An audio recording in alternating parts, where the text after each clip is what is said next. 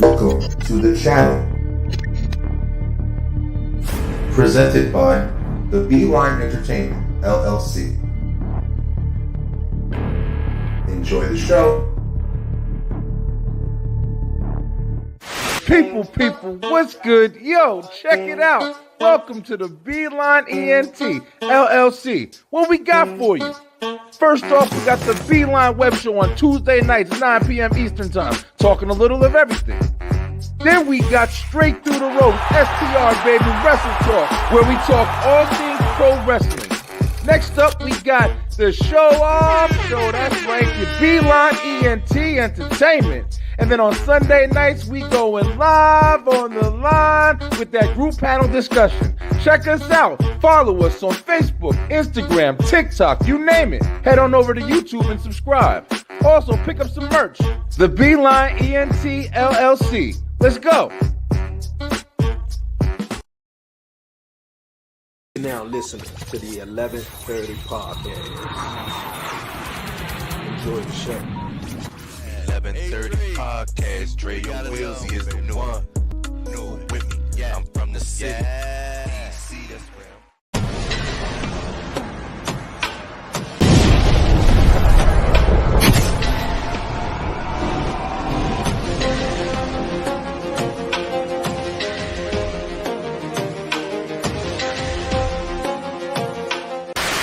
WTW Wrestletalk Wednesdays. Check it out. First at 5 p.m. Eastern Time, we got the Commission Talks, baby. Me, Brian B., Warren Marlowe, the American Prodigy, and of course, your man Dre on Wheels from the 11:30 podcast, talking that wrestling. Yeah, join us Wednesdays. And after that, of course, you got STR Nation, baby. Straight Through the Ropes Wrestle Talk. Brian B., Slim, Lay, Ray, that's right. Come join us. Leave your comments, fantasy book, and show the world who you care about in pro wrestling. Wednesday nights, WTW. Let's go.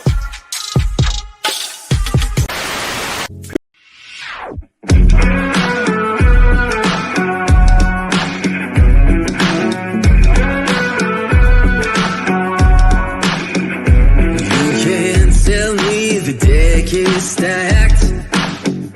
You can whisper behind my back. You can show me how the odds are up against me all day long. You can't stop me now. Can't stop me now. My feet have come too far for you. Get more W. That Gentlest energy drink mix that's going to power you through your gaming, content creation, whatever you're doing, is there for you. Enter that promo code BrianB NRG and get 10% off your order today. Get more W, get more power. Yes, you are, yes, you are, yes, you are the only one. 'Cause there's something special about you.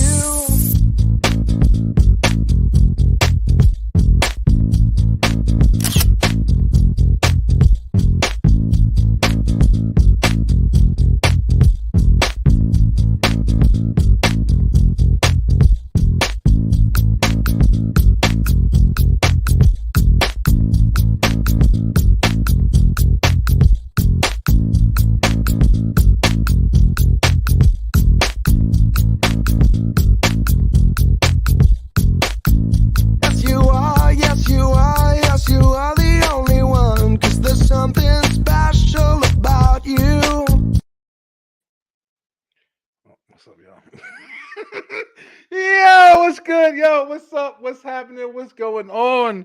It is the middle of the week, the work week that is, and it is a Wednesday, WTW, baby. That's right, Straight Through the Ropes Wrestle Talk. We back at it. We missed last week because there was a lovey-dovey stuff going on, and they just couldn't keep your hands off of me. I'm sorry, ladies. I'm taking already. Get off me. Yo, but yo, listen, I'm really glad to be back because there's definitely a lot to talk about. There's a lot going down in the world of wrestling. And by that, I mean mostly WWE because that's what we talk about mostly on here. But that's life. Deal with it, all right? I know, Jeff Hardy's getting kicked in his face and shit, and flips and stuff like that. Listen, he shouldn't be wrestling anymore. I'm sorry. I said it, all right? No, I said it, bro. Leave me alone. Jeff Hardy, you my favorite tag team, okay? You my favorite tag team. but you get knocked out every 5 minutes of shit. I don't even know what you're doing. How you gonna be on the ground, get knocked out still? But listen, this is Straight Through the Ropes Wrestle Talk. Thank you guys so much. If you tuned in a little earlier, we was on with Commission Talks. We had a really great show. Talked about a lot of stuff. We're going to talk about some more stuff because we got a guest. We got the crew in the room today. I think we got another guest coming on too. We got a lot to talk about. Elimination Chamber is on at 5 in the morning. We got to stay up and take no-nos and Red Bulls and everything. Like Freddy Krueger's after us and shit. But check it out. If you don't know, now you know. We going to talk a lot tonight. But before that, we got to do this. Let's go!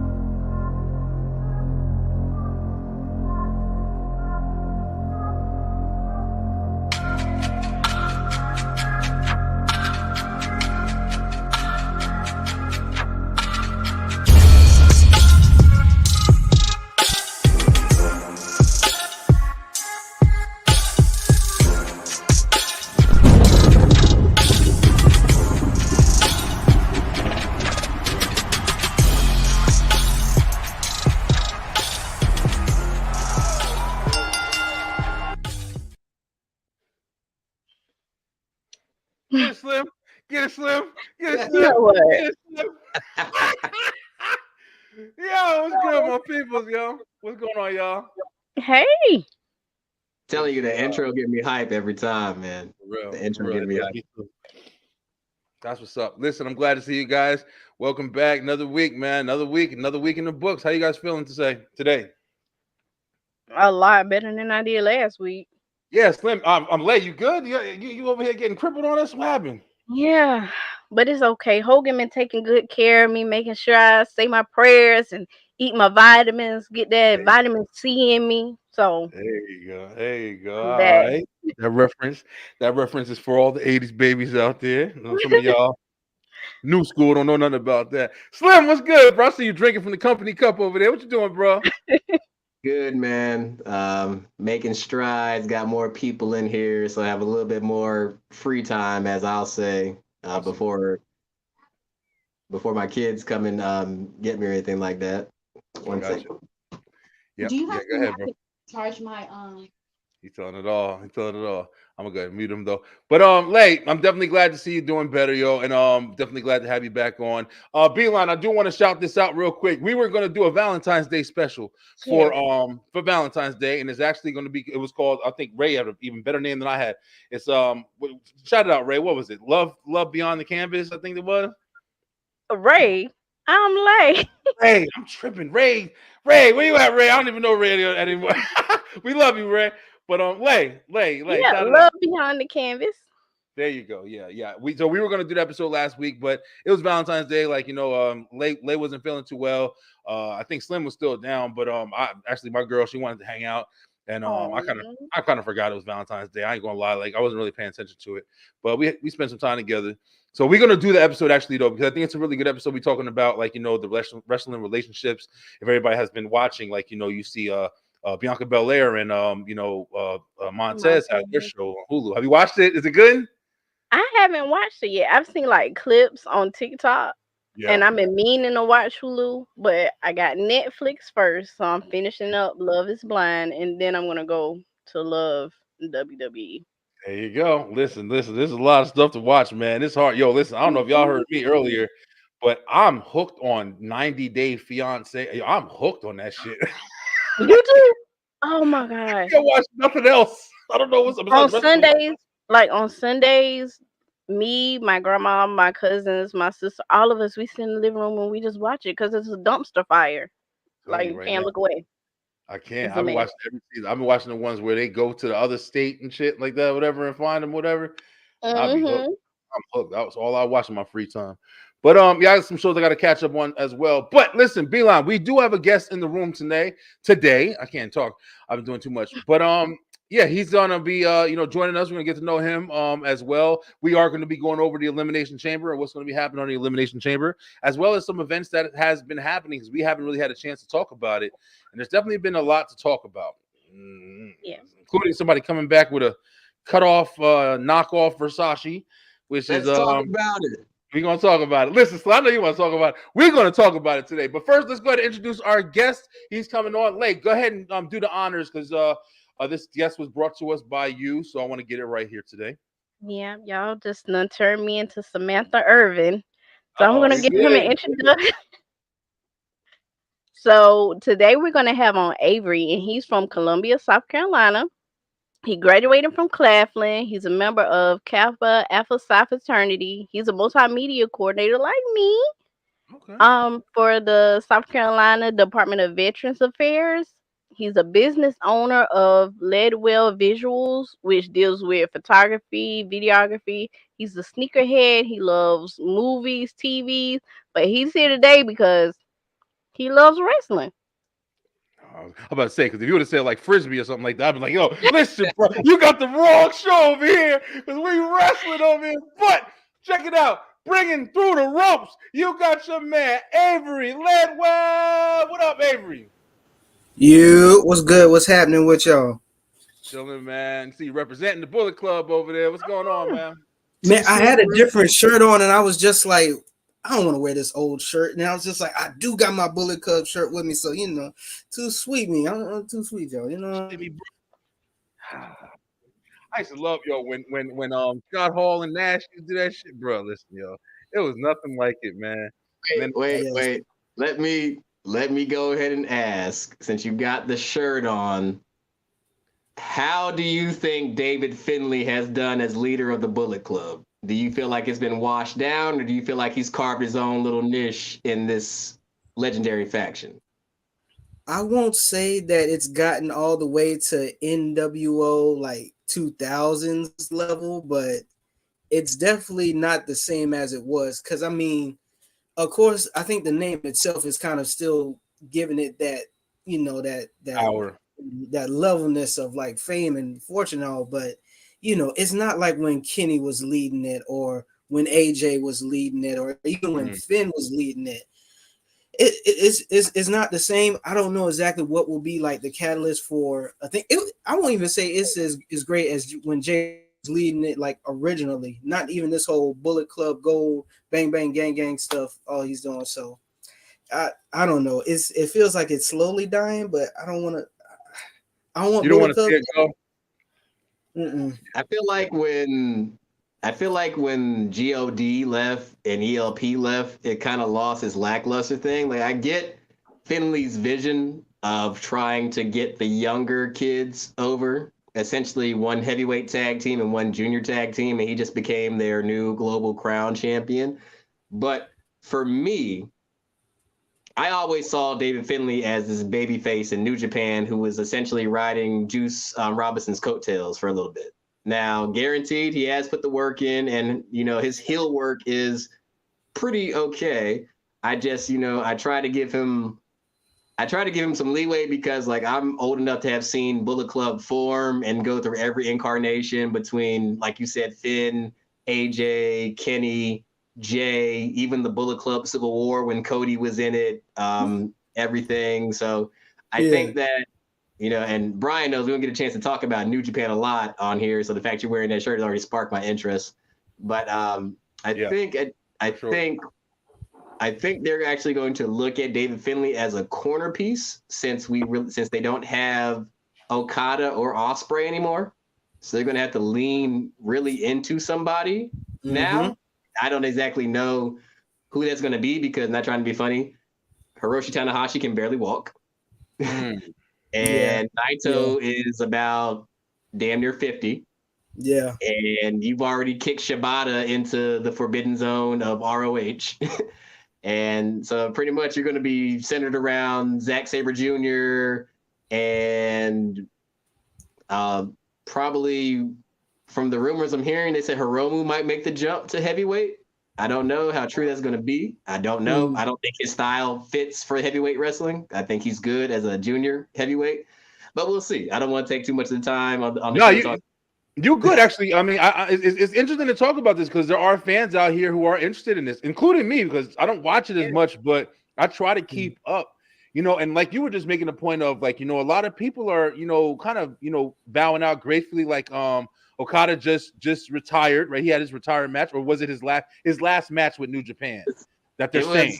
So I think these past 2 weeks was Okada's last match in New Japan, and Will Ospreay's last match in New Japan. Okada finished his tenure with New Japan by facing his long rival Hiroshi Tanahashi. For many who don't know, in wrestling terms, that's basically their rivalry would be the equivalent of The Rock and Stone Cold back in the day. Two big superstar forces going at it, and Will Ospreay, we all know, is AEW bound. So he did his due diligence and, basically put David Finlay and that Bullet Club over before his way out the door. So this is a very big change in that for New Japan, because like Okada's been their staple, their star for almost maybe 2 decades. Yeah. And, Ospreay was always like their ace. Like, we still got Will. You can put him in a junior heavyweight match. You can put him with the U.S. title. You can put him with the Never Openweight Championship. Like you can do whatever with Will Ospreay. Now, I think that Tony. Let me ask you, Slim, real quick to jump in, because I don't want to get off that topic real quick. Because don't you think that with Will Ospreay being in AEW, he's almost definitely still in New Japan? Because you see Bryan Danielson over there, I saw it was Cesaro over there. Wrestling a match. Moxley's still wrestling every now and then over there. Like, it's weird because it's not as much separation between those facts, between Ring of Honor, New Japan, and AEW. So it's kind of like he didn't leave. I mean, he didn't essentially leave, but the caveat with this would be, if you never heard of Will Ospreay, now you will. Because besides YouTube and probably the links that you could probably get on Twitter to go see his matches in New Japan, a lot of people don't watch New Japan stuff because the time frame difference is so great. So it's like, when a lot of people got introduced to him through his match with Ricochet back in the day, when they were both doing all the flips and everything, and people were like, is this wrestling? Is this just this flippy dippy stuff? And then, now that he has a chance to be on, quote unquote, a bigger platform in America on American television, there's no telling how popular he's going to become. Will Ospreay can be just as popular, if not more popular, than Seth Rollins in WWE right now.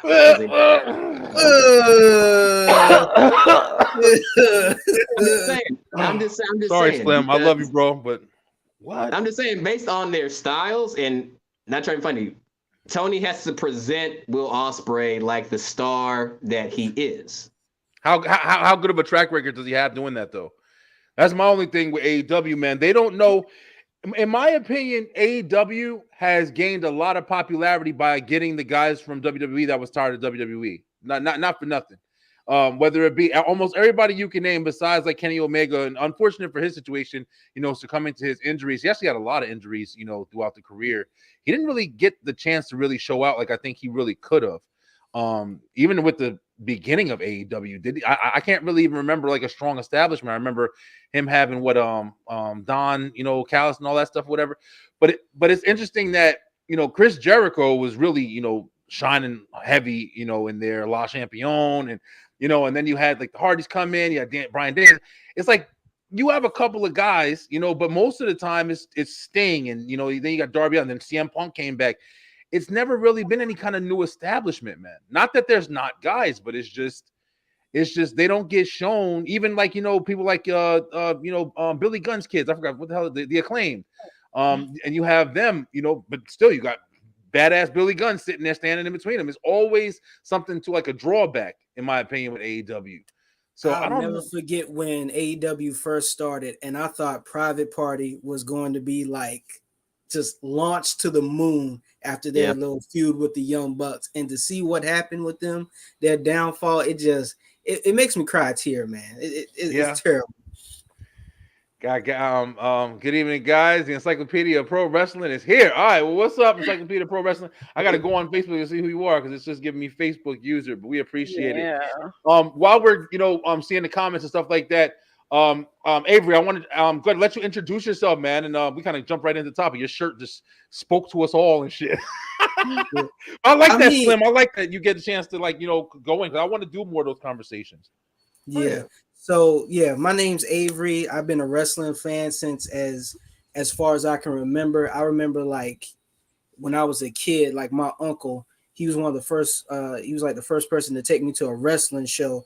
I'm trying to think if it was Unforgiven, whatever pay per view match that was. Triple H face Kevin Nash, and like it was either a Hell in a Cell Hell in a match. Cell. Yep. Yeah, years ago. That was like one of my first pay per views I ever went to, and I was just hooked from there. Like I love wrestling. My wife, she gets tired of me talking about wrestling, but you know that's just what she's gonna have to deal with. That's right. So yeah, I've been a fan for real long, and like right now we're just like working stuff like they said. Appreciate that introduction. Graduate of Claflin University back in 2013, which I can't believe already seems like over a decade ago. So you know, that member of Kappa Alpha Psi. So yo to the noobs. Working at the South Carolina Department of Veterans Affairs now as the multimedia coordinator. So basically, I just tell people, I just take pictures and videos of people and, you know, get it out there to the public. I love doing video work, doing photography, videography. I just have a passion for it. So yeah, that's me and how I roll with things. And, you know, again, appreciate y'all for even having me on, man. Hopefully this is the first time, but hopefully won't be the last. Yeah, for sure, bro. Hey, listen, thank you for coming on. We always appreciate, when everybody wants to stop by and give their opinions. Now, we do go kind of hard on this show. Like, we really, definitely give our opinions. Not scared to talk straight through the ropes. My whole thing is straight to the point. Like, you want to give your opinion the way that you want to give it. You don't got to be scared to speak on this show for sure. But I'm glad to have you, bro. Glad to have you. And congratulations on all your success and everything you're doing. Appreciate it, man. Appreciate y'all. No problem. But yes, we got a couple comments in here. And of course, Warren's in here, my commission bro. The funny thing, AEW was supposed to be all about the independent talent, but now it's becoming WCW 2.0. Remember we had that conversation, y'all? Yeah, we did. WCW Light, I called it. Everybody always compares it. I hear that a lot. That just comes back to WCW. I think the thing is, the thing that hurts AEW sometimes is that the company doesn't shine as a whole. It has individuals that make you want to watch it. Like, I'm pretty sure in the majority, if you're an AEW fan, what draws you in is MJF on the mic, Swerve, his wrestling, and Prince Nana's entrance and presentation. Yes. The fact that you probably would get a chance to see one of the best technical wrestlers in the world, Bryan Danielson. But I do agree that, I was probably in the majority, like, when I saw, when I saw Rampage advertised for the first time, immediately my mind went to, is it WCW Thunder? Yeah, that's what it is, right? Yeah. But it's like, it's like I tell people, like, you can never truly satisfy wrestling fans. We'll always find something to gripe about or dismantle. But I think that's the thing with AEW. I think we've all been. It's kind of like WWE's been the NFL for numbers and numbers of years, and AEW comes in like the USFL or the XFL, and it's like, yeah, I'll give it a try, but I want to stick with my original stuff. Not to say that AEW doesn't have talent. They've got a lot of good talent down there. Like, I think one person who doesn't get talked enough about because he kind of gets overlooked, but now he's starting to shine, is Absolute Ricky Starks. I think that dude is a star in the making. Yeah, he talking to my baby. You better chill the fuck out because I saw him, Ricky Starks. I saw you trying to holler at Bailey. I don't know if he was hollering, but listen, bro, that's wifey right there. All right. I think he's WWE bound too. Yeah, I can't see him in WWE. I don't know. Slim, they don't brand their stars and no storytelling. And sadly, Tony Khan not booking shows as a promoter. He does these like a mark, ass trick. I will agree with you because AEW storylines sometimes are all over the place, and sometimes I don't actually see the actual payout. Like, the only thing that's really been a consistent thing is this rivalry between Hangman and Swerve. Their trilogy of matches has been pretty good. And I will agree with you that sometimes Tony Khan sometimes I feel like emotionally reacts to certain things. You can see it in his tweets. Yeah, for sure. Tony Khan is a literal billionaire, and if he gets pissy or somebody throws shade at him, like he takes it personal. Like O'Shea Jackson Jr. voiced his opinion on AEW, and I saw that. Yeah, Tony basically tried to be petty and basically tell him that it pretty much through a sense of words wasn't valid for you to have an opinion on AEW. But okay, see now Good you just Good put lay. the dots together because I saw O'Shea on a podcast talking about AEW and stuff, and I was like, well, what's going on here? Okay, now I know the podcast that I saw came after Tony Khan did his tweet. So I was like, what is going on? What kind of beef does he have with AEW? But okay, thank you. You put it together. I actually saw that too. I was kind of wondering, like, I didn't even know he was like, a wrestling fan and stuff like that. But he was talking like real open about it on what is it? Sam, what's his name? The guy that does most interviews. Yeah, Sam, Chris Van Wheat. Chris Van Wheat. Yeah, he got a good show. I like how he kind of gets to the bottom of shit in his show. He got a really good show. But yeah, it's interesting, man. We're gonna see, what's happening with AEW and stuff like that. I mean, I'm not one of those people who think they're gonna fail. I've definitely tried to get into it on multiple times. I've really tried to like dedicate myself just as a wrestling fan, but it's just been kind of challenging for me, man. I'm not gonna lie. It's just and I'm sorry, man. No, you're good. While we're on the topic, STR Nation, I'm gonna do my best to go live next Sunday when I'll be live at AEW Revolution for Sting's last match. So I will be in the building. Good job, bro. Yeah, you said I remember you saying you was getting. The year is going too fast, man. We was talking about that shit like last year. Right, tell me about it. Damn, you already going to it. We was already talking about trying to go all together and everything. I didn't realize. I really didn't realize it was February. Damn near February's about to be over. Right. So, February's over next Thursday. Yeah, fucking year is just going. Listen, it's gonna be Christmas before we even know it. But yeah, man, we rolling up to WrestleMania. Yeah, man, it's definitely a crazy ass time. But before we jump into that was a good conversation. Listen, thank you for wearing that Bullet Club shirt. You opened up a whole segment on the show and shit real quick. But let's check out Warren saying a couple more things on here. Let me see. AEW, a couple other people. AEW needs to focus on new stars because he's right. Amazing talent, but Tony Khan knows nothing. Holy shit, knows nothing. I was Austin Gunn's first professional match at the Wild Adventures theme park. Okay. All right, Warren. I didn't know you were doing that. I don't even know what the fuck Austin Gunn is, but that was that Billy Gunn's son? Billy's kid, man. Oh, okay. That's what's up, Warren. I didn't know that. See, I don't know shit. Austin and Colton. Austin and Cole. Okay, that's their name. All right, cool. Billy Gunn, that's my boy, bro. New Age Outlaws are my second favorite tag team of all time after the Hardys. But I wanted to ask y'all this question. What did y'all think of Scott D'Amore being? Yeah, I know we talked about that. Yeah. And I mean, I don't have like a strong opinion as strong as others apparently, but apparently he's BS. Like, yeah, I heard there was a lot of bullshit going on, and apparently they're challenging it too. There's a whole bunch of shit going on with TNA. I don't know what the drama is. I am telling you right now, if they don't do something with Scott D'Amore, when certain contracts are up, these people will not resign.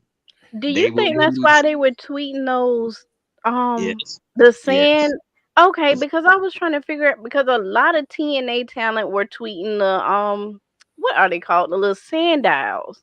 So like time is running out. So I'm like, what? People got to understand that even if you're not a TNA fan, like the respect Scott D'Amore has within that company is like beyond measure. He's responsible for, a lot of people getting a lot of chances when, places like WWE or even or certain indie things wouldn't even let them try anything. Yeah. And like I've said, Scott D'Amore was originally in TNA almost from its inception as a manager in Team Canada with a young Eric Young, a semi-young Bobby Roode, the inventor of the Canadian Destroyer, Petey Williams. That is a friggin' clothesline in the match now. And, he was very instrumental in stuff like this. And then, he actually was like the person who stayed through the fire, when TNA turned to Impact and there wasn't that many people who was a fan of Impact. And when he's really responsible for bringing the acronym TNA back to the mainstream for that company. Like Scott D'Amore is a pillar of that company, and I know that word gets thrown around a lot nowadays, but Scott D'Amore is responsible for a lot of talent, and he's just highly respected in that locker room. And for him to be let go, maybe due to some office politics or people feeling like he couldn't do the job, is complete BS. Because as you can see from the tweets, he's highly respected and knows the business. Yeah. Well, it sounds like Tony need to go ahead on and just reach out. Yeah, maybe that'll help. Now like I gotta ask, because like I said, I don't know as much of a following with Scott D'Amore with the situation, but with all the allegations and stuff that's going on recently, is there any possibility that he's got some bullshit going on? I've never seen anything negative about Scott D'Amore ever said. To my knowledge, I've never seen anything negative been said. Now, if anything comes to light, that'll be surprising to me. Yeah. But I've never seen or heard a talent speak negative about Scott D'Amore any type of way.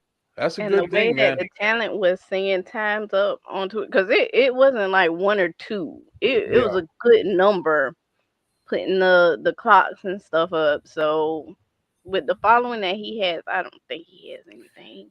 Naomi heard the rumbling. She was like, "Man, listen, take my ass. I'm going home. Take my ass home with my man. Yep. I'm going to be with my man." Scott D'Amore is the reason why so many independent talent got opportunities on TV, and the independent Paul Heyman was a great guy. When I work a lot of shows in Orlando. Okay, perfect, bro. Yeah, Paul Heyman. Listen, that's a whole nother story. Paul Heyman needs to be in the Hall of Fame this year. We're gonna do we might do an episode about that as well. Might talk about Hall of Fame status stuff. All right, y'all. With all these damn questions, y'all in the comments tonight. Thank you guys for watching. We appreciate it. But listen, there's something we got to talk about before we jump into this elimination chamber situation here, and I'm gonna show y'all what it is. Who wants to see it? Hold on. Get these damn comments out of here. All right, you absolutely agree. I understand. Listen. Something just happened on wrestling last week. And it was this right here. If you smell what heel Rock is cooking, listen, bro. Versace. That shit was. Oh, goodness. Yeah, we got to go around the room because I know everybody probably wants to speak their mind on this piece right here. But I just got to say this real quick. I called this shit immediately. I called it on both shows. And I said, with The Rock inserting himself in this situation now, he has to turn heel. There's no way that he can sit here and stay the lovable nice guy, even though he's struggling with it a little bit. And I'll be honest with you, he's struggling because he's still doing nice guy shit. But this is the only thing that really fit the script for right now, and I'm glad that they really are taking this route. And we're gonna see what happens. I still can't really get a tight grip on exactly how to call this yet because they're doing a lot of difference in this situation. But I was excited to see heel Rocky, bro. He was talking this shit, talking to the crowd. I was excited about it. Definitely, took me back in the day when I started liking The Rock as a heel, bro. I don't care what nobody says. I was the Nation of Domination. I was right after Die Rocky Die. I was right there. And when he joined the Nation of Domination, he was talking shit when he hit Farouk with that chair. That was my shit. That was the best version of The Rock. I loved it. People's eye proud, Intercontinental Champion The Rock. That was my Rock. So I loved that shit when I saw it. Let's go ahead and just round room it. Lay, how'd you feel when you saw that cut off Versace? It's not Versace. He said that wasn't even Versace. He said that was that's some other shit or whatever. He got it from flea market. He said the flea market. That's what he said. He responded to somebody's tweet that said it was a Versace shirt, and he said no, that's flea market Sashi or some shit on Twitter. I think. I don't believe Dwayne. I should have saved it. I gotta start saving this shit. But how'd you feel when you saw it, Lay? I was excited. I'm not gonna be too happy until I get a concert. I need at least one. And now I got to put on my conspiracy theory hat because I like those. Now, a lot of people been saying that they think that The Rock is a mole in the bloodline, and he's coming and he's gonna mess up whatever Roman plan is and somehow get the belt to Cody. Because they've been talking about him and how he did his ones and how it wasn't like how the bloodline does theirs. And also when he was saying, I'm going to do everything in my power to make sure that you don't get the belt, a lot of people were pointing out saying, well, he was looking directly at Roman when he said that. So he was referring. So Okay. just I put my mean, aluminum hat on. I don't know, it's a cause good point. I'm more so still kind of messed up about Raw Monday night. So What you was messing about Raw? cause Rikishi need to cut Jimmy Oh, tail.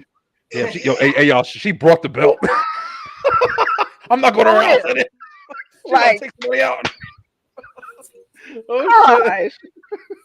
gosh, Rikishi, Yeah. you need to get on Jimmy, cause It's a hater. the disrespect is just. Yeah. He wants But you to hate. called it in the group chat. You called it in the group chat when he came out and interfered with Cody and Drew's match. You Yeah. called it. Yeah, you saw that happen. As soon as I saw Solo when that was on the show, I was like, yeah, it's gonna set up the Mania match for him. But I mean, it was still good, regardless. But yeah, so the bloodline topics is it's really interesting. Let's go ahead and jump to Avery. Avery, how'd you feel when you saw Heel Rock come out, man? Have you been big with the bloodline story? Man, I swear the bloodline story is probably one of the greatest stories that the WWE has done in probably like the past Maybe ever. 10. Yeah, maybe I ever, might, bro. I might say ever. I might say ever. The Right. longevity of it, the peaks and valleys that we've gone through since that first time we saw Roman come back with Paul Heyman on his side. I still remember reacting to that, and I was just like, "What type of sense does this make?" And then they broke down to the whole thing of, "Oh, well, Paul's been with the Samoan family for years and years." Like, "Oh, okay, that's new." And then just from the thing with Jay and Jimmy, then Solo coming on, then Sammy coming on, going through all that, all the opponents they got, just to clearly say, yeah, Bloodline story is one of the craziest things ever. And now for it to go on for so long, and we finally get to a place where The Rock has stepped in to the story is cinema. I don't know what else to call it. It's cinema. This is wrestling. Yeah. But seeing him come out with the shirt, I was just like, okay, this is gonna be different because we know Rock comes out. He's usually wearing like something black, some merchandise with the bull on it. He came out with that shirt. I said, oh, he's about to cook. Yep, He got the chef hat on. He's about to cook him, and I give it. It was a great promo. I won't say it's Rock's best promo. Yeah, But it was good for that first time starting being with the bloodline. And Leigh, I do agree with you. I feel like it's a whole lot of undercover stuff, the camera angles, the wording of things. Mm-hmm. The L instead of the one. Y'all saw that? It was a lot. It was a lot of shit. Like you getting stuff wrong on purpose, or you just messing up? I feel you, man. Yeah. All of this is leading to I was very upset when Cody lost at WrestleMania last year. No. Guys, don't God. You triggered him. You triggered him. Don't get him started. Don't get him started. Put the ones up, y'all. Come on, save me. Put the ones up. No, but the build up back to what they're doing with Cody now, it's like I trust the WWE, but then I don't trust the WWE because they can switch things up, and it gets. I don't know, but I think this year's the year where it's going to happen. But Rock cut a great heel promo. Hopefully we get at least one or two more before WrestleMania. Hopefully he's consistently on different shows and pay-per-views. And yeah, man, it was great. It was great. For sure. Slim, good, bro. I know you was posting in the chat. Pictures, you couldn't wait for that shit. We in 2024, right? Bro, listen, man. Nah, we done hopped the time machine. We back in the 90s, baby. Because you know what I love? We got a good mix of this is corporate champion rock, heel rock, mixed with a little bit of Hollywood rock. That's what I got when I saw the best combo. Literally. Like, we ain't seen a rock like this since I think the last time he was truly an official heel was when he when Stone Cold put him over one last time with their last match, if I'm not mistaken. At WrestleMania. But shit, even before that, to me, I think when it all started when Hulk Hogan and Rock fought at WrestleMania, was it 17 or 18 or whatever? That was the first when they booed him. He couldn't believe that shit. Because Hogan was NWO Hogan and they blew the roof off for Hogan. And Rock couldn't But believe that shit. Yep, that's right, right there. For but real. I'll say this, man. I love heel rock. Any rock that can, go back and forth to the crowd and say, "Hey, shut your mouth, fatty, or I'll slap the herpes off your face." It had me dying. Me dying. When he said this is the largest gathering of inbred hicks I've ever seen, I was like, yo, he is killing this right now. When he said you can tell all your 50 wives, I was like, yo, he is killing like that. This is the Rock I remember. This is the guy I remember going toe-to-toe with Chris Jericho on his debut. Back in the day, or a guy who would tag team insults with Stephanie McMahon with Chris Jericho back in the day, or this is like the same Rock when they had that fatal 6 or 7 8-way for Hell in a Cell, and he literally basically ripped everybody to shreds, like Rikishi, Big Show, Undertaker. Yep, I remember that. Stone Cold, Kurt Angle. Yep. And don't get me wrong, to everybody who doesn't like this, let's just logically think about this. The more you hate this man, especially what I saw on Raw, the more y'all want to cheer Cody. Yep. So say what you want, but it's working for the man. That's it. Yep. This almighty push that people want for Cody, it's happening. Yeah. Because let's just think about it. You need somebody to focus on besides Roman. Now you add The Rock. I automatically hate The Rock. Out of this and out of that. And he's already said, I'm going to do everything in my power to make sure that you don't walk out of Mania. Yeah. This could possibly set up, even though we're logical wrestling fans, which is very, very, very weird to say when you can't put logic and wrestling fans together. But, the main thing is that this could actually change the landscape because who can't see a swerve coming? So where it's like, heated battle between Cody and Rock, and right when you think that Roman's gonna win, boom, bam, boom, here comes a rock bottom. I'm the real chief. You costing the match. Boom, bam, boom. I know Brian don't want to hear it. Cody. I'll be pissed. I'll be fucking. Listen, if you told this stupid ass story, if you told this story just to have The Rock interfere and then he loses because The Rock's interfere, I will be pissed. Even though it will still kind of make sense because he's won his title so many times due to interference. So if it was interference that made him lose it, I get it. Yeah. But at the same time, I would be pissed. I would be pissed. Now, if the swerve happened after that and there was another swerve on top of that, then I'd be like, all right, fuck it. But I still think a big factor that nobody wants to talk about is Priest with this freaking briefcase. Nobody wants to talk about what? I mean, besides you, like everybody's so focused on Cody versus Rock, and we'll find out on Saturday who Seth is going to face. Most likely Drew, in my opinion. I don't see anybody else out that match that needs to go to Mania to face Seth, especially with the rumors that they're going to have a program with Logan Paul and LA Knight for the U.S. title coming up. So it's going to be interesting, man. But I think we all got to think that they gave Priest that briefcase for a reason, so it's got to happen sooner or later. Yeah, it's going to fail. You think it's going to fail? Oh, Avery, start me up, bro. Go ahead. You're the guest. Fam.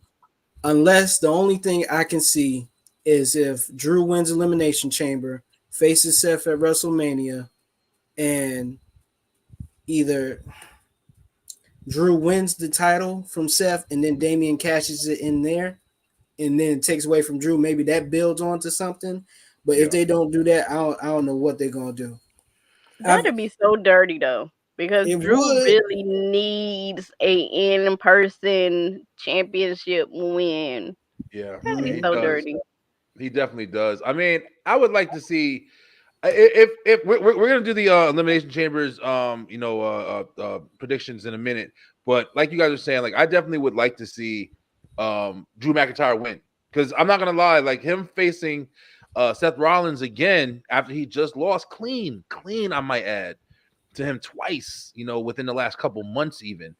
It is interesting. Now, he has gained some backing and stuff like that because he's been really good on the mic. He's been hitting some really good promos.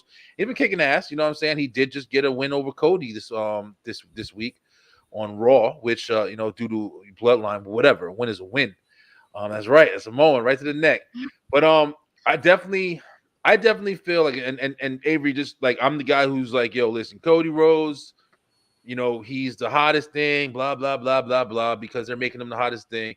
He's good. I like Cody, but I'm not the biggest Cody fan on the planet. I like Roman's reign.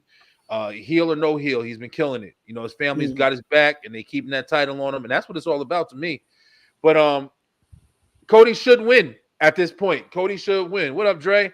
Cody should definitely win at this point because it is time. You have to close this story somehow. There's no way you can tell the fucking story for a year and then finalize it without it happening unless you had some big swerve shit happening. And that's why I've always been the advocate for saying I believe that Roman's going to beat Cody and Damian Priest going to cash in on Roman. And that's going to be the savior of people losing their fucking. Yup, that's been my shit for the last. I've been saying this shit for the last 6 months. Yeah. And I see it because I think it'll be the biggest way to establish Damian Priest. It'll be something incredible. I think it will also help Cody because after this story is over, I feel like the crowd is already turning on Cody. They already started turning on Cody until this Rock shit happened. And I just don't feel like there's any engagement really with it. I feel like we're in that element where WWE is telling us who to like again, and nobody likes that shit for long. And the story thing that Michael Cole started wasn't even Cody Rhodes starting it. He literally has to, once it's finished, that's all he really has to stand on. So I don't know. I could be wrong. There's been a lot of changes recently, but I don't think Damian Priest is going to lose that cash in, man. I think whoever he cashes it in, he tried multiple times. Remember, and they're also telling a storyline within the Judgment Day story situation as well, and it's definitely aiming to, babyface Damian Priest. And what way to babyface Damian Priest than to fucking make him end the longest reigning championship that everybody is ready to be finished on? I don't think they'll be mad at him. I think that just that cash in alone, his music hitting alone would be fucking crazy. Even if the Rock holding Roman's hand at the end, like, yeah, he won, and then Rock bottoms the shit out of him, and then all of a sudden Damian Priest fucking music hits, that would be just think about it. Think about being in your living room right now and hearing that fucking music hit, and then like you see Damian Priest running down to the ring. That shit would, I wouldn't even know how to react, bro. I'm gonna lose my mind. I'm gonna tape that shit if it happens. That would be crazy. I just don't see Roman going into the office. They telling him that, and Roman's just like, nigga, that ain't happening. You fucking crazy. Who the fuck is that? Don't do that. Judgment Day. Damian Priest. Like, who the fuck is that? First you had Rock, and now you got Damian Priest. Who the fuck is? Listen, I'll throw something out there. And we'll probably get to it later on after we talk about Chamber and more to WrestleMania. Yeah. I don't think Damian Priest leaves WrestleMania with any titles. Yeah. Listen, man. I mean, we're gonna talk about that. I just talked about that earlier too. So yeah, we're gonna talk about that. Speaking of Roman family, unfortunately, his uncle Alpha is close to health. Oh shit. I didn't know that. Uncle Alpha. Alpha is his Roman. Alpha is Roman's dad, ain't it? No, Sika. No. I know it's one of them. Which one is? I thought Alpha was his dad. I don't think Alpha is uncle. Alpha is his pops. Alpha and Sika. No. His father is I don't know. I'm tripping. It's too late. I'll find it. Yeah, if somebody got it. I'm about to Google it. Triple H knew how to build this. This purpose was Sika, right? Okay, Sika's dad. Was to get Cody over and Priest cashing in. He will get a massive pop. Yeah, it would be a fucking incredible pop, bro. But which would make Cody more of a babyface or finally make him turn heel. That's what I said as well. Sika is dad. Okay, thank you guys. Thank you guys so much for tuning in. Listen, I love when all the chatters are up in the chat with us. Joining the conversation. It's always great. Slim definitely ducked out for a minute. I'm going to bring him back in as soon as he gets back. But guys, we're going to go ahead and jump right into the predictions. I mean, just to close off, you guys had great points. I love seeing heel Rock. I definitely think a swerve is coming hard. I don't think he's going to be heel Rock for a long time. I think this is all a play. I definitely think he's going to have interference in why Roman does lose the title. I definitely think that Roman is losing the title at WrestleMania. I don't think he's going to keep it. It's too much story going around it. If he does, hey, listen, shit, I don't know. I don't know, but listen, I don't know. Encyclopedia Pro Wrestling is listen, Encyclopedia Pro Wrestling. Thank you, yo. Who is this? I want to see what this is real quick. We got Allison is there. There's a bunch of people watching right now. Who's the Encyclopedia of Pro Wrestling? I'm pretty sure I thought that was Slim. The Slim know all that shit.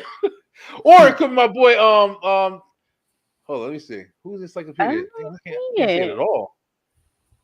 I You don't even hiding see up them in here. the chat. Yeah, I don't know why we have I don't know why Facebook doesn't show you who is on the damn list or whatever.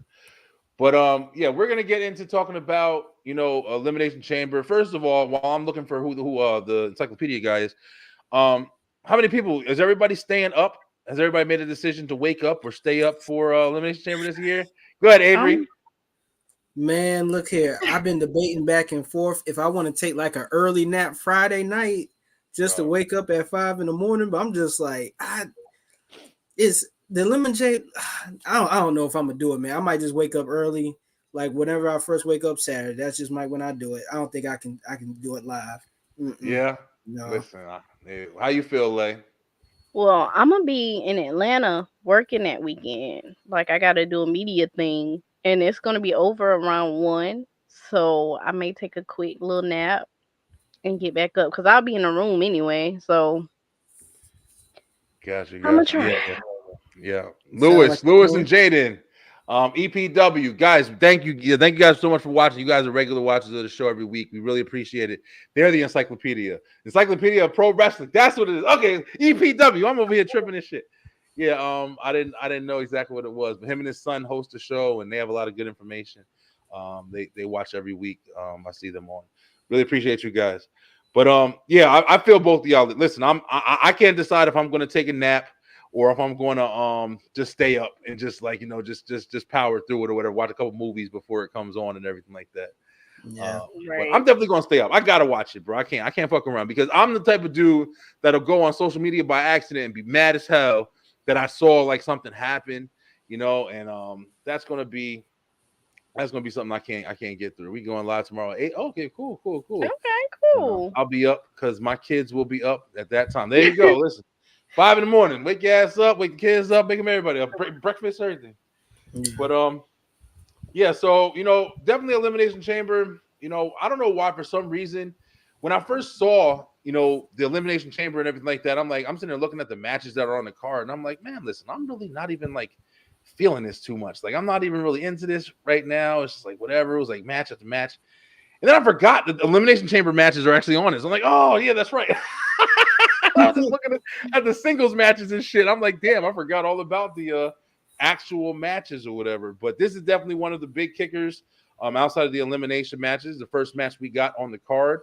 We'll let Slim give his picks when he gets back. But yeah, so you got Rhea Ripley, the hometown girl, going up against the returning Nia Jax. Speaking of bloodline, right, man? She's definitely part of the bloodline. But how you guys feel about this match and who you think's taking it? Let's start with Lay.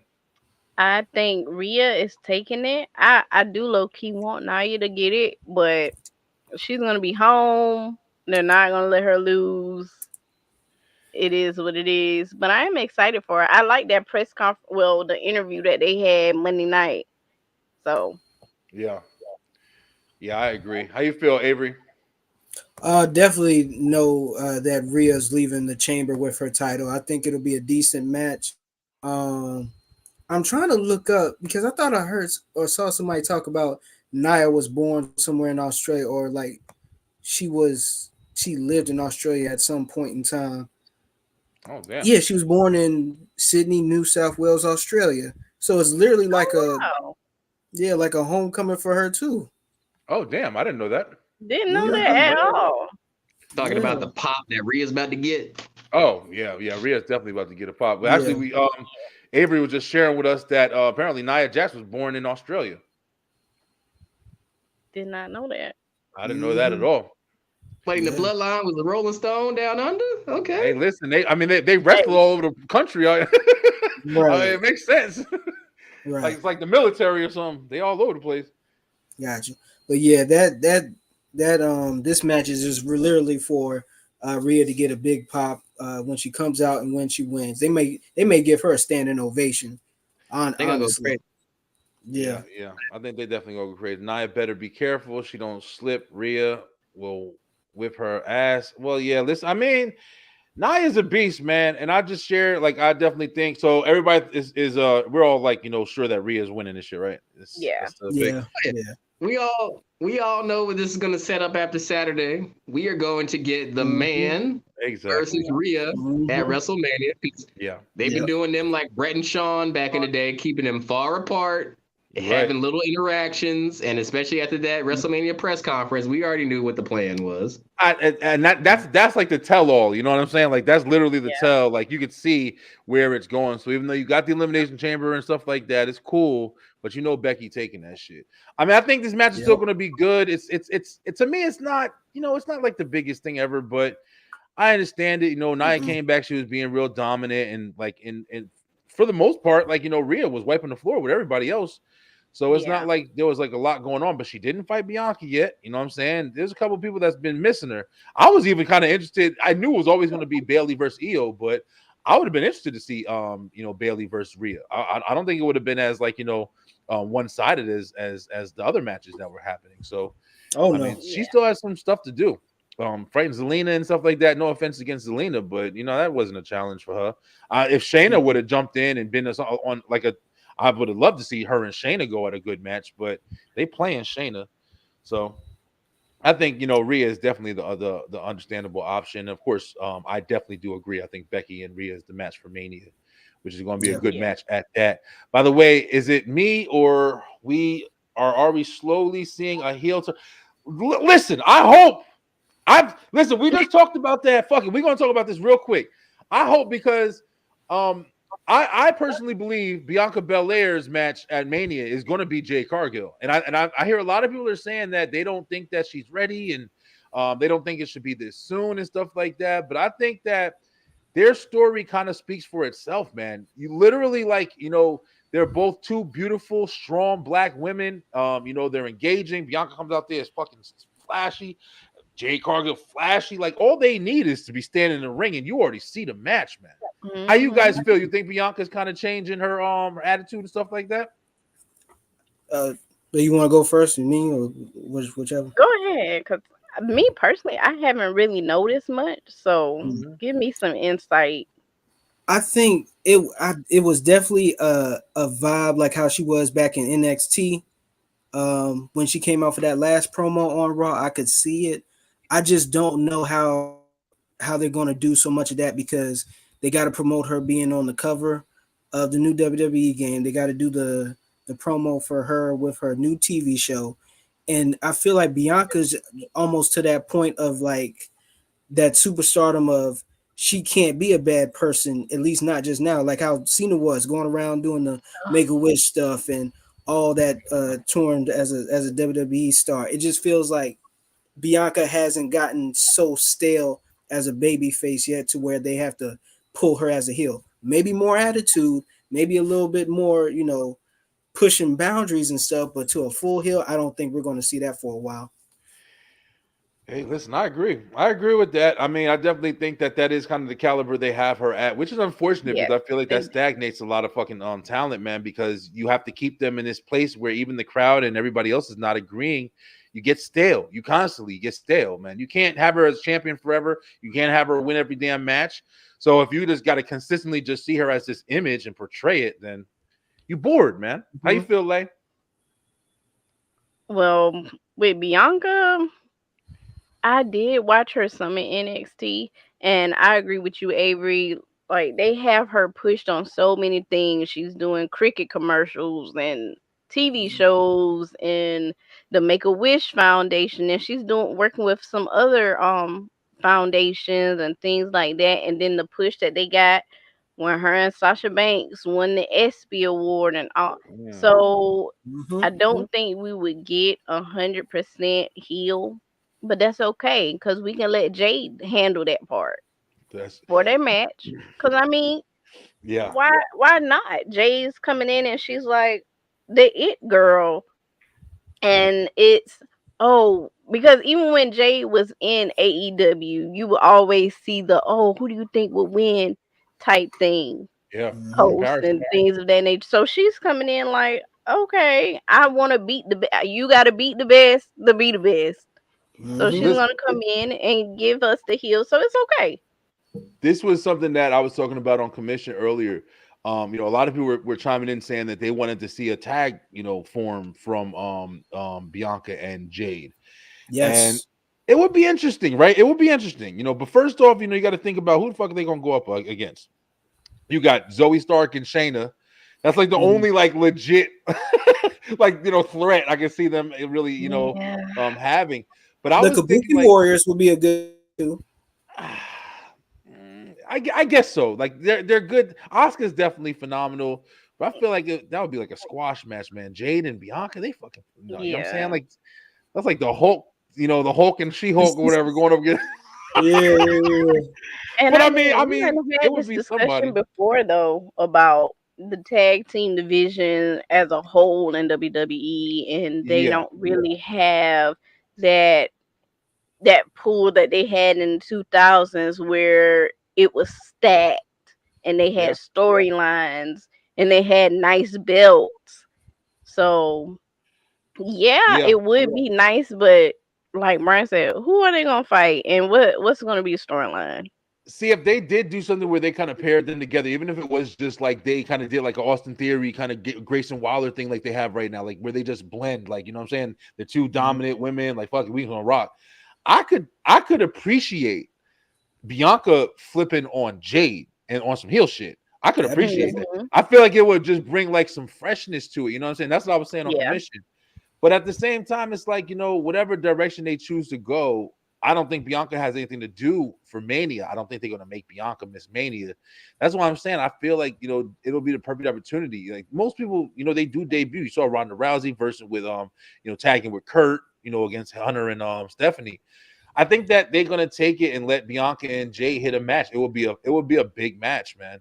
It would be something that can be done on night 1 or night 2, and it'll just be something that'll establish their dominance. Hey, I'm the new chick on the block, but you got to get through the old, like Lay was saying, you got to get through the old chick first, or at least the established chick first, the EST.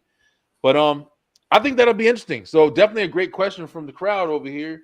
After I saw how Jade and Bianca did the military press for real onto women at the same time and had that stare down, I was like, oh shit, take my money. I'm telling you, a lot of people were. And I think they knew that. They knew that that's been the match. Like they said, even in AEW, they were saying that shit. I was saying it.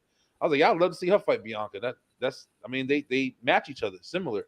But all right, guys, great points, man. So yeah, we got Rhea pretty much, keeping her title out. Definitely don't think Nia's gonna beat her at the thing. Should be a good match though, and we'll see what happens. A wild card we were talking about earlier was this girl right here. Liv. I feel like Liv is. Yeah, I feel like she's on another kind of journey, and I feel like her character definitely has potential for development right now, especially if she's on some heel shit because she's playing the card of like, yo, I'm trying to go after Rhea. And I feel like, they're going to try to use her to take up some of Becky's time. And I feel like her and Becky going to be kind of squaring off a little bit, soon here. But I wouldn't mind seeing a heel Liv. How y'all feel about it? Yeah. And I agree with you about her filling up time with Becky on the road to WrestleMania, filling in that. I like to see them. I like that. I wouldn't mind it. Yeah, I wouldn't mind it either.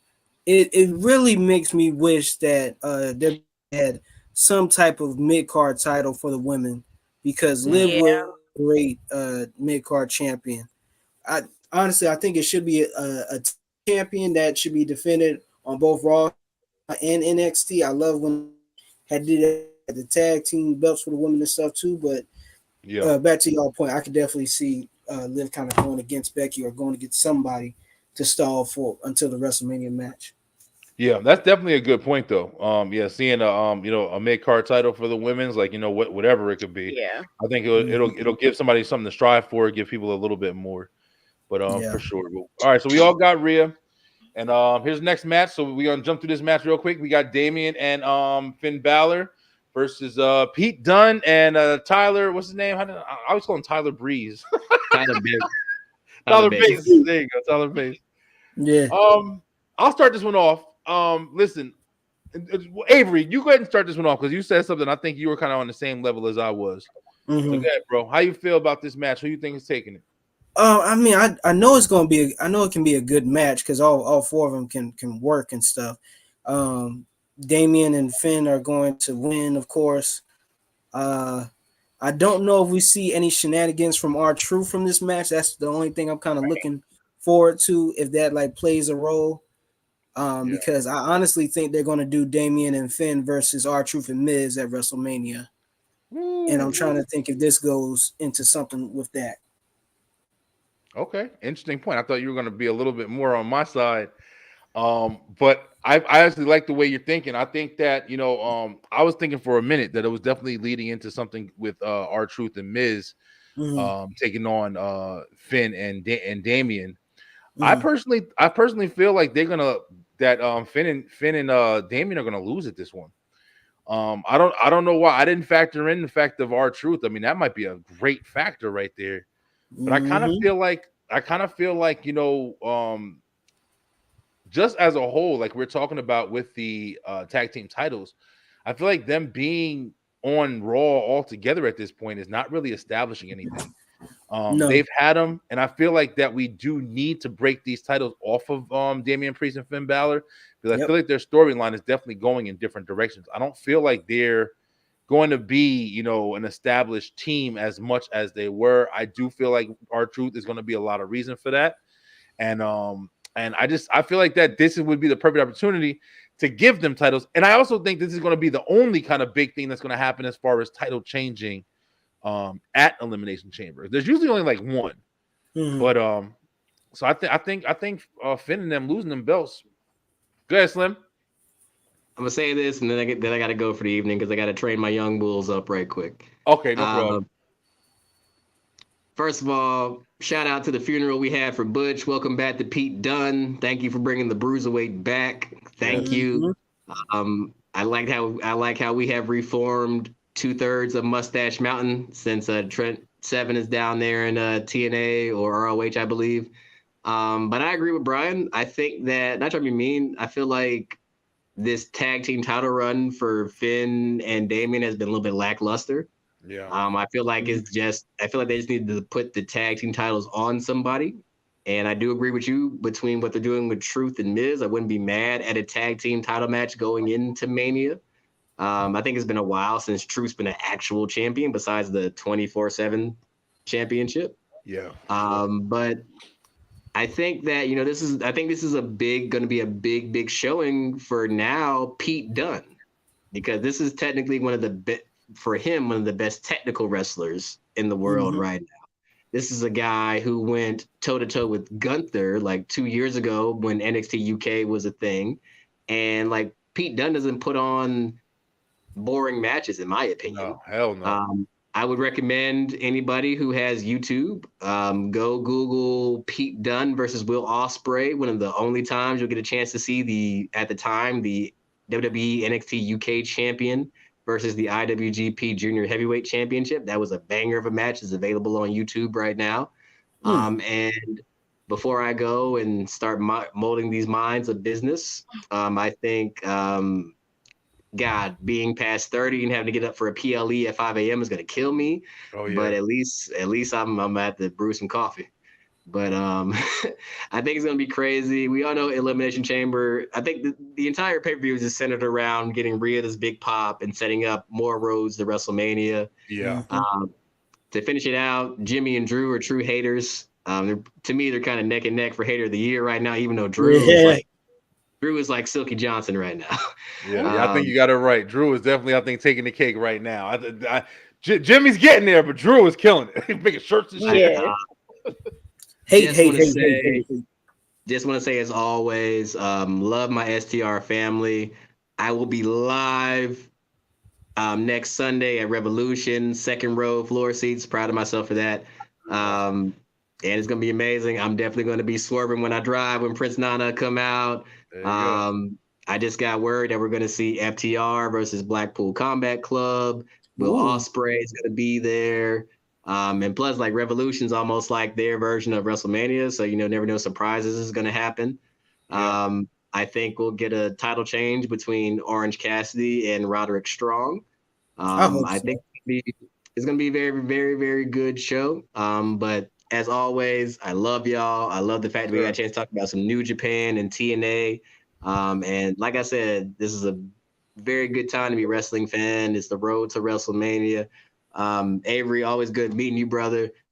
Big Too Sweet to you, man. Hope you can come back on the cast anytime, man. We can talk about some more New Japan stuff. I'm proud to say I put Lay and Brian on some really, really good New Japan matches and some good people. Yep. I'm the person who introduced Brian to Hiromu Takahashi, the ticking time bomb. So he was like, who was this crazy guy? But hey, STR Nation, I love y'all, and I'm gonna catch y'all next week. Okay. Good shit, Slim. Hey man, keep killing it, bro. Good luck to you, and glad you got everything going right for you, brother. I appreciate it, man. I love y'all. Love you too, man. Boy. Take it easy. All right, y'all. So that was definitely he did great words, man. Yeah, Jimmy and I like Jimmy's character right now. I really hope that he keeps inventing it and they kind of let him fly. I said this before too, but I definitely think they're gonna fight at Mania, of course, the brothers. Yeah. And then I hope that they hug it out. It's great. It's gonna be crazy fucking emotional for them, I'm pretty sure. But I hope they hug it out afterwards. And I'm pretty sure there's no way they're gonna go to war and then just not rekindle with each other. I think we're gonna see a lot of bloodline shit ending at Mania, bro. I think it's gonna be a lot. I think we're gonna see. I would love to see them in Solo jump in together. I think we're gonna see a lot of shit ending. As far as just everybody just running after Rome, and I think it's gonna be a new kind of level, and everybody starts building in different areas. But we'll see, man. We don't ever know. But All right, guys, we're gonna just keep jumping in here real quick. Let's go ahead and see what else we got going. Of course, we have this. This is something interesting. Let's do a quick conversation about this right here, because I don't understand it yet. But Grayson Waller, he's gonna have Seth Rollins and Cody Rhodes on the Waller effect at Elimination Chamber. Now, just to jump and say this right away, everybody keeps saying that Roman Reigns ain't gonna be in Australia, but then there's stuff coming out saying that he is gonna be in Australia. Nobody's really saying too much about The Rock. I personally thought that when I saw that press conference, the first place I thought where they were going to have this tag match, this got to be a tag match, yo. Before Mania, in my opinion, I thought it was going to be at Elimination Chamber. When I saw that, Rhodes and Seth was over there, going to be on the Waller effect, and then I saw on SmackDown that, Grayson Waller was over there talking to Paul Heyman. I don't know, man. It's a part of me that thinks that we're going to get a surprise match at Elimination Chamber. But the logical part of me is saying if that was the match, they would super be promoting it. So I don't think they're going to pop that surprise. Yeah. But something's definitely going to happen. I don't know what the hell it's going to be, but something's definitely going to happen. What do you guys think about this? This is when Seth going to show his true colors. Yeah, you think so? I don't trust. I love Seth. Oh shit! Don't get me wrong. I love Seth. Yeah. But I don't know. Something is just not genuine when I'll be your shield. I showed Roman all of this. And then when he came back there with my mama blouse on after Cody lost the Drew Monday night and just gave him that look like, I told you. I don't know, something about Cody, not Cody, something about Seth I'm not really trusting. I can't quite put my finger on it. I didn't even think of that. Okay, Lay. All right. I didn't even think of that shit at all. How you feel, Avery? She dropped a bomb on us right there to me. Yeah, she got my mind wondering now. Yeah, for real. Me too. I'm thinking hard. I told you, I always have that aluminum foil hat on. Because just look at how whenever he come out with the promos, and at first when he was, this is the working man's title, and then caught all that flack from people saying, oh, you're begging, and this and that. For real. And now he's trying to kind of get Cody to relax, get in his good graces. I do feel like he's going to turn on Cody. Yeah, listen, I do. I hate it. I wouldn't hate it. I ain't gonna lie. I wouldn't hate it. How you feel, Avery? I don't know, man, because I'm just trying to think, how does that play in for the rest of the story? Because, I mean, how much more adversity does this man Cody need to go against? All of it. To get the title that he won. I feel like maybe because it's Grayson Waller's show. What's the dude that be with Grayson Waller? What's the guy name? Austin Theory. Yeah.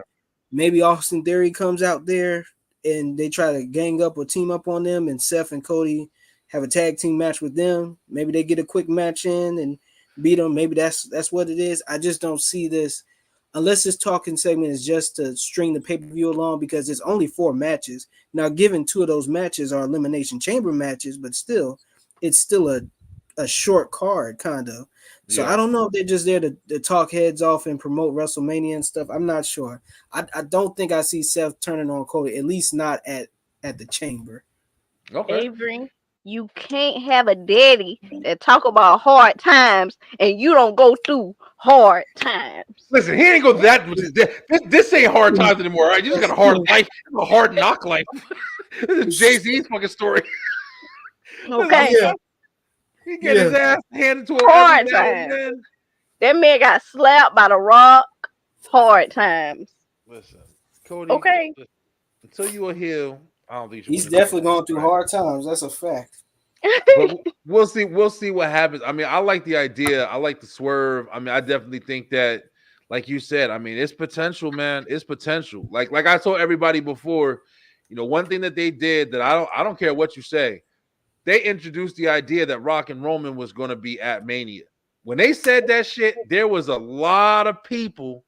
There might have been a lot of people who was bitching and crying for Cody, but there was a lot of people, including myself, that was saying, let's go. I'm ready to see The Rock versus Roman right now. Fuck it. I want to see it. Even if it didn't make sense, even if I didn't want it, I've been saying it all the time. I don't want Rock and Roman right now. As soon as they said it, I said, let's go. Fuck it. I'm there.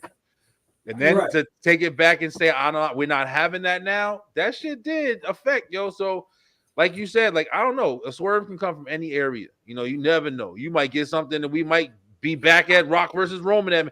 Who the hell knows? I don't know anymore, especially with this situation. But I mean, it's interesting perspective. I don't think it's going to be a tag match with Roman and Rock, like we said, because they will be promoting the shit out of that. And I mean, that literally was at the Super Bowl commercial. Warren from Commission Talks is saying that he thinks that it's going to be the tag match between The Rock and Roman at WrestleMania Night 1, and then have Cody versus Roman or whatever at WrestleMania Night 2. I personally feel like that would be double duty, and I don't know how the hell you would sit there and just use up all of WrestleMania for one story. Yeah, because who wins that first match in the tag team? Well, whoever, I don't know. I guess it would be Cody. Yeah, because if you, that's another that doesn't make sense. So if you pin, even if whoever pins whoever, even if The Rock pins Seth, like, you know, it doesn't make sense. Like, it's just took an L and then he goes like another L. I don't know. That's just too convoluted to me. I don't think that makes any sense storyline wise. But I don't know. But we'll see. Let's go ahead and get to the meat and potatoes of the match here. We'll all be staying up to watch it. So the women's elimination chamber match. I thought I had a card here, but I don't. It's going to be, of course, it's going to be Naomi, Becky Lynch, Bianca, as well as you have Liv Morgan. You have who else? Raquel Rodriguez, and who's the last one? You have damn, wish I had the damn card in front of me. Becky. You have Becky Lynch. Yeah, Becky. I thought I had the card for it, but Becky, you know, you have Naomi. These women are fighting. Who the hell is the last girl? Let me see. Elimination Chamber matches. You have the women fighting each other. Oh, there we go. So you have Tiffany Stratton. She's gonna be the sixth participant. This should be a good match, man. I think they have some newcomers to the match. It's gonna be fun to see Naomi in there. You know, definitely getting her licks in. I hope she don't take the first pin. I really hope she don't take the first pin. I want her to be respected coming back. I want her to like really be pushed and not just kind of thrown to the side. But I got Becky, man. Is anybody else not saying Becky? Like, yeah. I'm pretty sure it's gonna be Becky. Yeah. If there was a swerve, we talked about this before on Commission too. If there was a swerve, who would you choose? Like, if you had the opportunity to say, okay, I want to see this person, would you still stick with Becky, or would you say somebody else? Go ahead, Lay. What you think? I'm gonna stick beside Becky. Yeah. Because I really do want to see her and Rhea face off. Yeah. I really do. And right now I can't picture Rhea fighting anyone else. Well, Bianca, I could see that, but there's really no story or anything behind it. Yeah. It would just be like a shot in the dark kind of match. Her and Bianca got history. Yeah, her and Bianca got a lot of history. That would be the only one I could see. Yeah. Yeah, they got a lot of history. I think that they would have. I mean, it's inevitable for them to fall into place. Remember the Royal Rumble. It was her and Bianca that was left. When they was dangling together on the. I mean, they have history. They NXT together, but Bianca was the one for me where I could say if there was any kind of weird swerve and we thought we were getting Becky and they swerved it, I would say put Bianca in it, and then Bianca and Rhea build up. I would be interested in that. Honestly, I can't even knock it. But what do you think, Avery? I feel the same way as you. The only Becky's going to win. The only other swerve that makes sense that would be the more safe and sure bet would be Bianca, because, like you said, all the history that's there. Bianca knows how to handle Mania moment. That too. To me, I understand kind of why WWE is kind of holding off and pulling the trigger between Bianca and Rhea, because honestly, to me, that's up there as just two individuals. They done came in early. They've both accomplished such and such, and it's just like that. It's like two ticking time bombs coming together when that happens. That needs dang near a whole 8 to 9 months at least, because of all the history, all the segments that they could do for. Can't see them just be like, okay, Bianca wins the Elimination Chamber, we'll just speed it on like that. No. So Becky coming out on top, and they'll have their WrestleMania moment. Yeah, I personally think Becky's gonna come out on top, and I also think Becky's gonna take the title too. I mean, it'll be interesting. It'll be interesting. If she doesn't, I'll be surprised, because I feel like it's just a time. There's a lot of people whose time is coming to an end, man. Gunther's is definitely coming to an end at some point. I can't see him holding the title. Logan Paul, if they really swerve, I think they'll, I think there's a lot of titles going to be changing hands, man. There's been a lot of long-term champions. Seth Rollins too. Everybody can't be a champion. We're going to go to another fucking WrestleMania. Like, what I'm saying? Like, nah, you got to start losing some titles all of a sudden. Like, people have been holding titles for a long time. Bailey's definitely going to be the champion. I'm not even saying that for love. I'm saying that just realistically. Bailey's going to take that shit from Io. Now, let me ask something, because I remember when Seth first won that title, that was at what pay-per-view? That was in I can't remember. I know he fought AJ Styles. Was it Night of Champions? That was in Saudi Arabia, right? Yeah, I think it was in Saudi Arabia. Okay. And him and AJ Styles fought for it. It was like a tournament. And he hasn't defended that championship at a WrestleMania, right? Nah, he's been defending the shit out of it though, but it wasn't. It's going to be the first Mania that he's had the title. That's the only thing that I won't say worries me, but that gets me. I feel that with them trying to establish this title, they still might give Seth that win. I don't know. I won't mind him losing, but I said when he first won that title, I was like, I won't be surprised if he doesn't drop that title until like the next SummerSlam. Honestly. Oh shit. Okay. All right. Well, speaking of that, this is going to be his contenders unless some crazy swerve shit happens. For the last match of the night, we got Randy Orton, Bobby Lashley, and Kevin Owens versus Drew McIntyre, Logan Paul, and LA Knight. Yeah, that's right. Yeah. So for this match right here, so you make a good point, Avery. A lot of people have been saying Drew McIntyre, man. A lot of people have been saying Drew. But remember, Drew lost to Seth clean, man, for two weeks in a row, two consecutive shots in a row. When that's the only thing that's fucking me up about it, because I can't really see anybody else in this chamber match that makes sense to go up against Seth Rollins at WrestleMania. Yeah. Yeah. Yeah, it's really weird. Like, who is Drew the only Raw? No, Bobby. No, wait a second. Drew's the only person from Raw. Yeah. I don't think that matters though. I mean, it's like it's the brand split. It's gonna split where it wants to split. You know what I'm saying? Yeah. If Randy Orton wins, also Randy's the only one I can see that would be like a good build. If there is a split, or let's say it is some crazy shit like Lay is right, and Seth does hit some swerve shit on what's it called, and then Randy wins the fucking chamber. And then Randy's like, yo, that's my boy. You want to hit him and blah, blah, blah. And then Randy goes up to Steph. I mean, that would be an interesting match. I mean, that's a moneymaker too. I think so. Yeah. I do think it's going to be Drew as well, but I feel like Drew is the lazy pick because he lost. He lost twice against But Drew Seth. got that dog in him now. He got that Got dog that in him. dog in him. He got that Okay. player hater of the year in him, bro. Player hater Yes. with Hate. A's on the end. He You a seen he player shared hater. that. He shared the player haters and he had on like a suit and photoshopped himself in. Yeah. Bro, Oh, that was he too much. hilarious. Yo, I, Drew is Yeah. the man. Drew is the man. This is the shit I be talking about when I be saying I like heels because they just do fun shit, man. Because baby Yes. faces, they always want to pander and they want to hug the crowd and the kids and kiss the babies like Cody Rhodes and put the suit and ties on. I like the people who talk shit, yo. yeah, yeah, Drew talks shit. yeah. It was like Jimmy when Jimmy was talking shit. You ain't big. I'm your big brother. I was like, listen, Oh, bro, give this motherfucker a Man. championship. But listen, guys, I don't want to take anybody else's night. We've been on for almost an hour and a half. Listen, it's been a lot of great conversation. Listen, I gotta first off say this. Listen, Beeline, Straight Through the Ropes Nation, STR Nation, whatever you want to call yourselves. I appreciate the shit out of y'all. You know, I know some Wednesdays we miss Wednesdays. We got stuff that goes on. We got lives, we got kids, we got a whole bunch of stuff. You guys don't never fail to be up on this thing, talking this wrestling with us. 9:00 at night, Wednesday night. I appreciate the hell out of y'all, man. Thank you guys so much for giving us reasons to keep coming on this screen and talking about what we love, sharing your opinions as well. Thank you for the guests like Avery. Thank you so much for coming on and being a part of STR Nation, bro.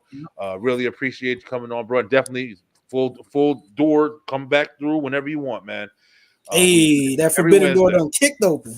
There you go. There you go. Yeah, we do this every Wednesday, man. And everybody, please go follow Avery. Go ahead, let them know where they can follow you at as well, bro. Oh, well, wow. No problem. If y'all want to follow me on Instagram, it's LEDWELL Visuals, LEDWELL It's right there down on the little thing right there, so you can see it. Follow me. You need a photo shoot, video shoot, whatever event, your boy got you. And again, appreciate y'all having me on, man. I love this. I love seeing black wrestling fans, man. I don't not just to make it a race stand, but we're here. We've been here since the beginning, and we're not going to stop. You know what I'm saying? It's so dope for the culture to be so engraved in wrestling because it wouldn't be the same without us. For real. For real. Definitely love that, bro. Lay, my last crew member over here. Slim was on with us earlier. But listen, Lay, what's good? Lay, you good? You feeling better? Yeah. Yes, a lot better. Right, whole lot better. So good. Glad to hear. I'm glad to hear Hope was taking care of you. He was. But yeah, we really appreciate Lay. Lay be holding it down, man. Lay be bringing on guests. Guys, we got a couple of really good guests coming up as well. Believe it or not, man, I didn't share with you guys yet, but actually, I think in 2 weeks now, we're gonna have a family member of Pippin Ain't Easy, the Godfather. Remember the Godfather? Yo, listen, the Godfather, aka Kama, aka Papa Shango. Listen, he gonna be on with us, and he's gonna be it's his godson is coming on, or nephew. I'm sorry, his nephew. I'm saying the wrong stuff here. His name is Brian B2. And that's what kind of how we kind of linked up and everything. But he's gonna come on and he's gonna be telling us some crazy stories about one of the stories he told me was he woke up one day rubbing the crust out of his eye and big black trench coat, glasses, and long hair, sitting at his grandma's dinner table eating food. And I was like, holy shit, the Undertaker. But great stories is definitely coming on STR Nation. So I really hope you guys stick around for that. I think that's going to be March 6th. If that's that Wednesday, he'll be on with us. So it's going to be an amazing episode. Listen, guys, thank you guys so much for coming on. We're going to definitely close up shop tonight. Please go follow everybody in the room. Lay as well as Avery. They both do photos and different things. You got events, man. Definitely hit them up. They know what they're doing. And we'll be going live on I believe we're going on Dre on Wheels 11:30 podcast. Talk Pro Wrestling. We'll be going right after Elimination Chamber is over. And we're going to keep doing it, man. We'll be back next week. We're going to talk about when we're doing Love Beyond the Canvas. We might just make that a separate show. I'm going to get with STR and see if we can just do maybe another night. And we'll just do a full episode about, relationships with WWE and stuff like that. I think it'll be a lot of fun, especially if you like, the little cuties to be on there. Listen, y'all know my baby. My baby upstairs from my other baby, Bailey. And I love my baby, Bailey. Guys, listen, I love you guys, man. Until next time, stay true. Stay positive, pay attention, baby, and watch that wrestling. We out, yo. Have a great night, guys. Love you all. Peace.